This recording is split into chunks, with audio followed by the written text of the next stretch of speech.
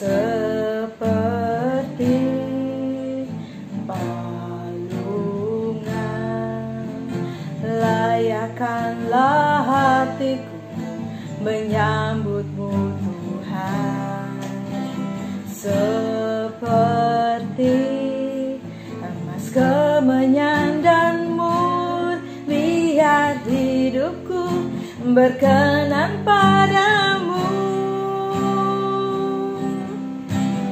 seperti palungan.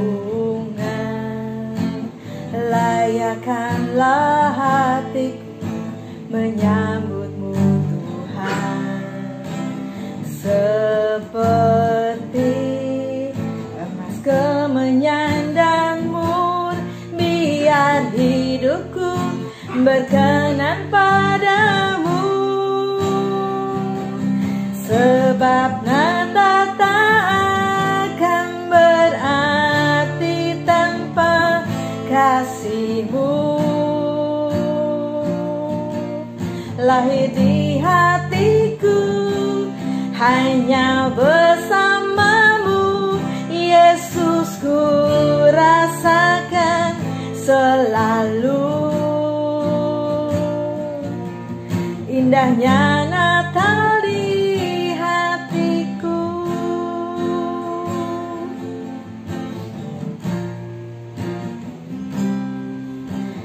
Seperti palungan, layakkanlah hatiku menyambutmu Tuhan, seperti emas kemenyan dan biar hidupku berkenan padamu.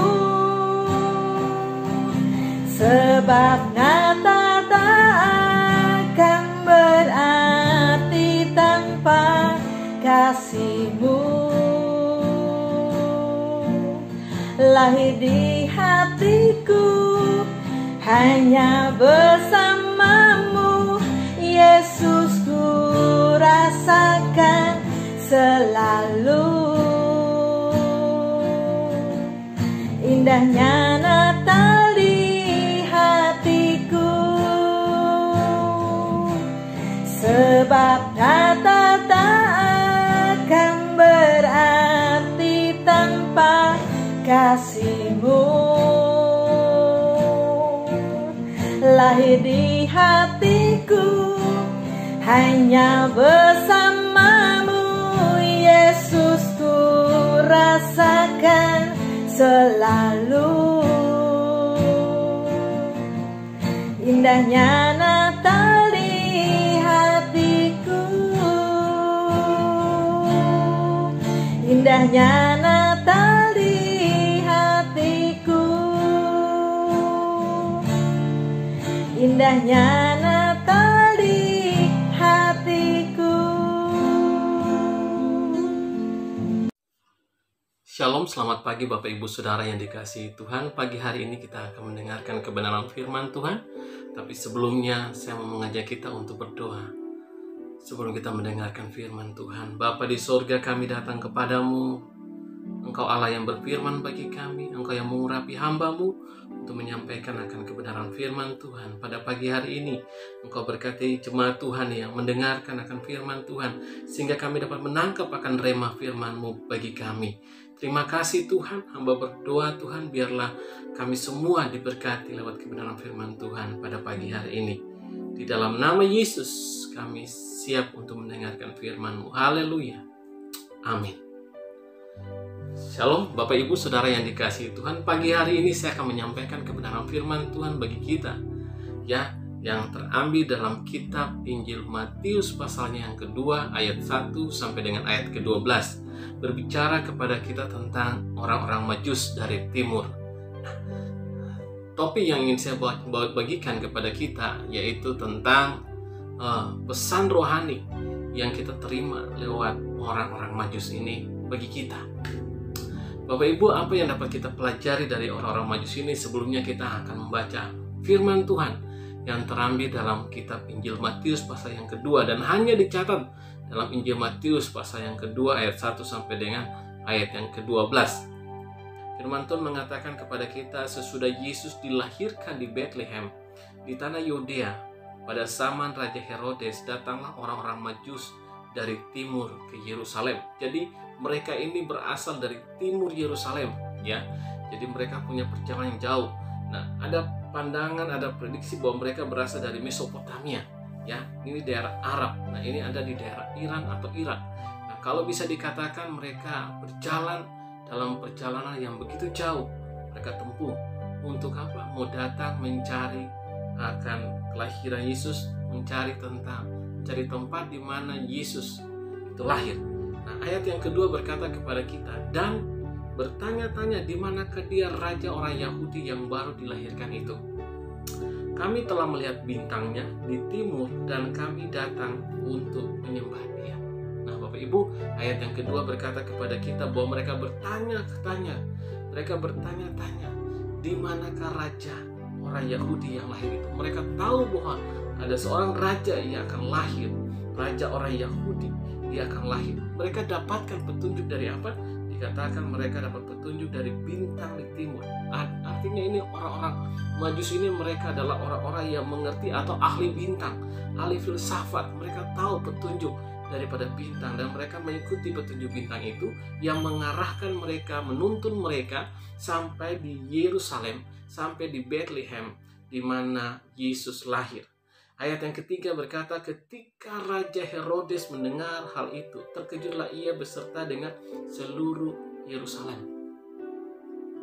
Ketika Raja Herodes mendengar, mereka terkejut beserta seluruh Yerusalem. Ketika di Yerusalem, anak Yudea, di Yerusalem lahir seorang raja. Orang-orang di Yerusalem mereka tidak tahu.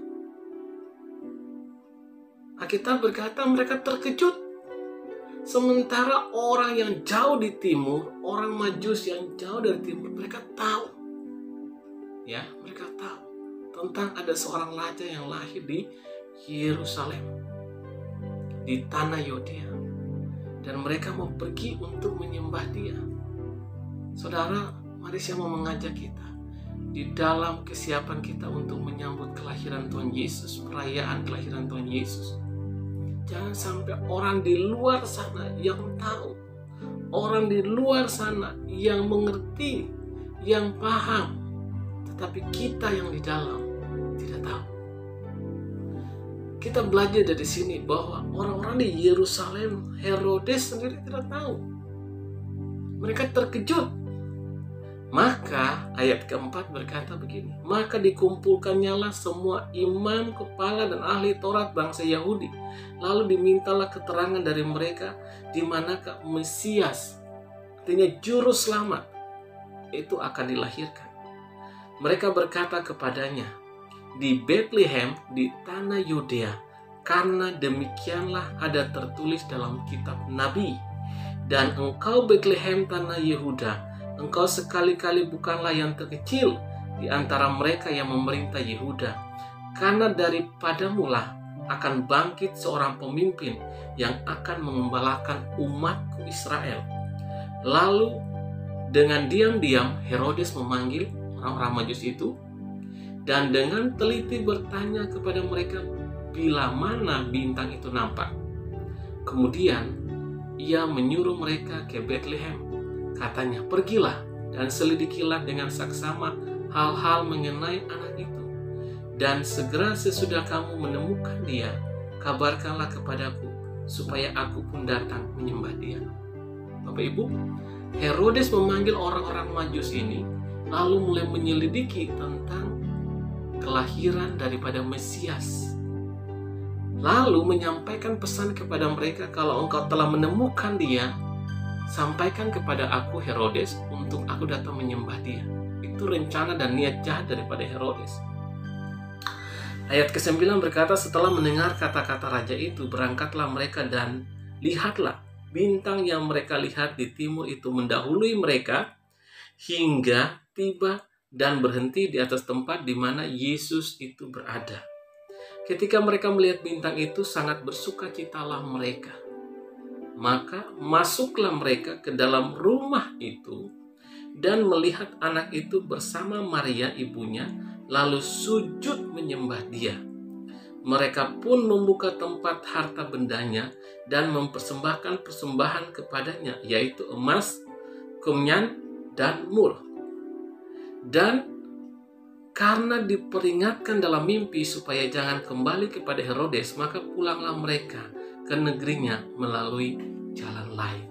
Bapak, Ibu, Saudara yang dikasihi Tuhan, firman Tuhan menceritakan kepada kita, sungguh Tuhan menuntun akan orang-orang Majus ini. Ya. Nah, kadangkala dalam cerita-cerita bahkan gambar seringkali digambarkan tentang ada 3 orang Majus. Ya, secara gambaran tradisi gereja mereka menggambarkan 3 orang Majus mungkin dengan pandangan bahwa ada 3 persembahan, yaitu emas, kemenyan, dan mur. Jadi mereka menganggap bahwa yang datang menyembah Yesus itu ada 3 orang Majus. Tapi ya seorang raja, mereka adalah raja-raja dari timur, kalau berangkat pasti ada banyak orang yang beserta dengan mereka. Ya, jadi itu hanya pandangan tradisi Alkitab dan menggambarkan tentang membawa 3 persembahan itu. Ya, seringkali digambarkan demikian. Bapak Ibu, pesan rohani apa yang kita dapatkan dari kehidupan orang Majus ini? Kita dapat belajar ada 3 pesan rohani sehingga boleh menjadi berkat buat kita. Pesan rohani yang pertama yang kita akan baca, yang kita akan dapatkan, yaitu mereka datang untuk menyembah Yesus. Mereka datang untuk menyembah Yesus dengan hati yang berkorban. Hidup yang berkorban. Kita menceritakan bagi kita mereka berasal dari timur, dan perjalanan, kalau kita berkata bahwa mereka berasal dari Mesopotamia, berarti suatu perjalanan yang sangat jauh. Mereka menempuh perjalanan dengan unta, ya, dan itu melewati padang gurun. Suatu perjalanan yang ditempuh bertahun-tahun. Ya, kalau kita bisa mengerti firman Tuhan, maka Herodes membunuh anak-anak itu 2 tahun ke bawah, karena mereka baru mendengarkan berita dari orang Majus bahwa ada kelahiran Mesias di Yehuda. Nah, jadi perjalanan mereka itu sudah ditempuh 2 tahun, sehingga Herodes berkata setiap anak-anak yang umur 2 tahun ke bawah itu dibunuh. Nah, apa yang dilakukan oleh mereka? Pesan yang kita dapatkan dari pesan rohani, yaitu mereka datang, mereka korbankan waktu mereka. Ya, untuk apa? Datang menyembah Yesus. Nah, pertanyaan saya yaitu gini, bagaimana dengan kita? Apakah kita sudah mengorbankan waktu-waktu kita untuk datang menyembah Yesus? Atau kita habiskan waktu-waktu kita untuk duduk di depan televisi? Atau kita habiskan waktu kita hanya untuk melihat Facebook?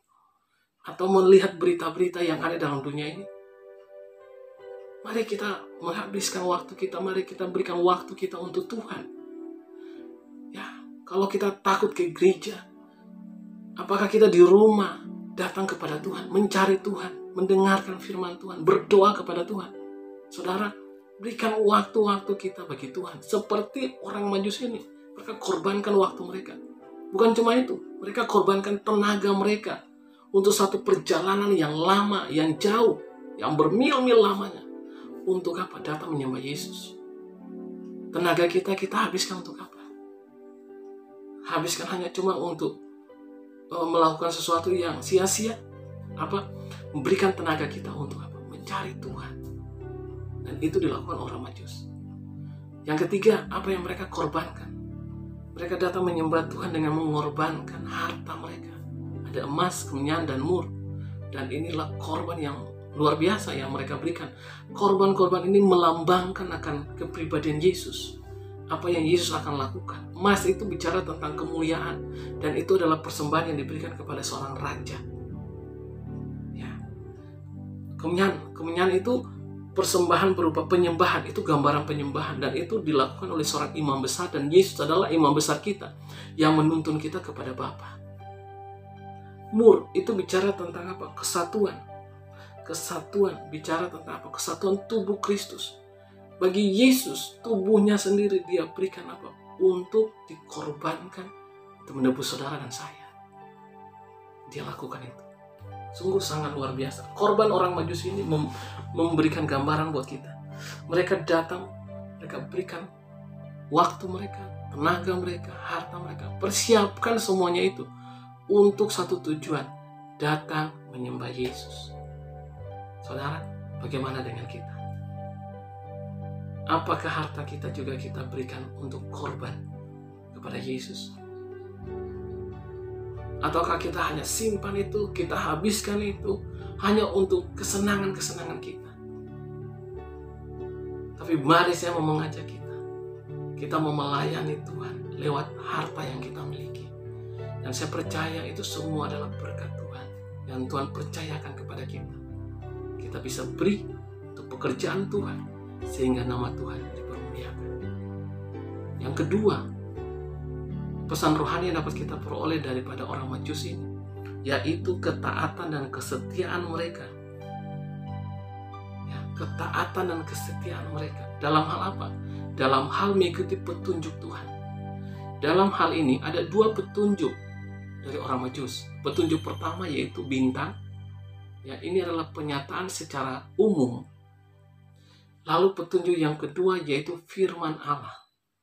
Alkitab mengatakan kepada kita bahwa mereka mendapatkan firman Allah di mana ditulis dalam kitab para nabi bahwa akan lahir di Bethlehem di tanah Yudea seorang anak, seorang Mesias, ya. Dan inilah yang akan memerintah dari suku Yehuda. Demikianlah firman yang disampaikan oleh para nabi. Jadi ini penyataan secara khusus. Dan orang Majus ini mengikuti petunjuk ini dengan ketaatan dan kesetiaan mereka untuk mengikuti petunjuk itu. Yang ketiga, yang terakhir, apa yang pesan rohani yang dapat kita peroleh? Yang kita dapatkan yaitu orang Majus ini memiliki takut akan Allah melebihi ketakutan mereka terhadap raja.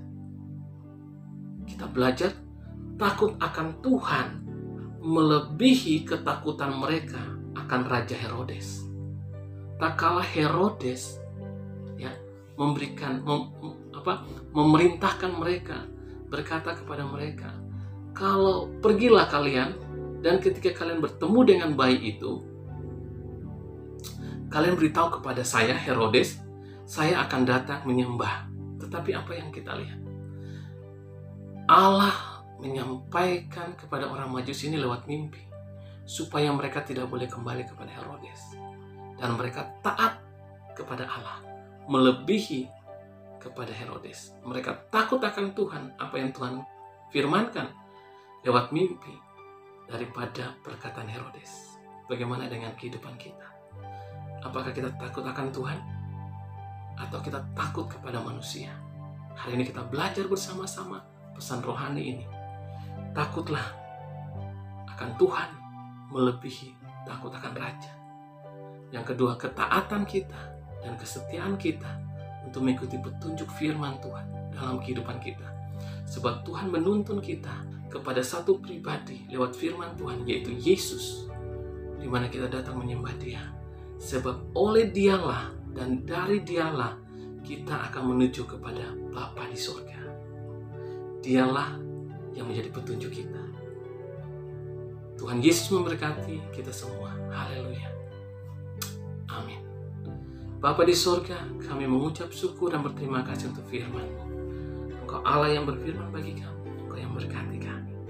Tuhan Yesus, Engkau berkati jemaat Tuhan di mana saja mereka berada. Engkau Allah yang menyembuhkan, Engkau Allah yang memulihkan kami. Engkau Tuhan yang memberkati kami. Apa saja yang kami kerjakan boleh menjadi berhasil, sebab kami mendapatkan firman-Mu menjadi petunjuk dalam perjalanan kehidupan kami. Berkati kami, berkati kegiatan yang berlangsung di Gereja Betel Maranatha. Apa saja yang kami kerjakan dalam kesiapan kami menyambut Natal, Tuhan Yesus memberkati, Tuhan Yesus memberikan perlindungan, Tuhan Yesus memberikan dana mencukupkan, sehingga kami dapat melakukan semuanya dengan baik. Kami bersyukur dan kami berterima kasih. Kami berterima kasih Tuhan, di dalam nama Yesus, kami akan menerima berkat daripada-Mu. Kiranya kasih karunia daripada Tuhan kita Yesus Kristus bersekutu dengan Roh Kudus memberkati seluruh kehidupan kita mulai pagi hari ini sampai selama-lamanya. Dalam nama Yesus kita telah berdoa. Haleluya. Amin. Tuhan Yesus memberkati Bapak Ibu Saudara sekalian. Sampai ketemu lagi dalam renungan besok hari. Amin.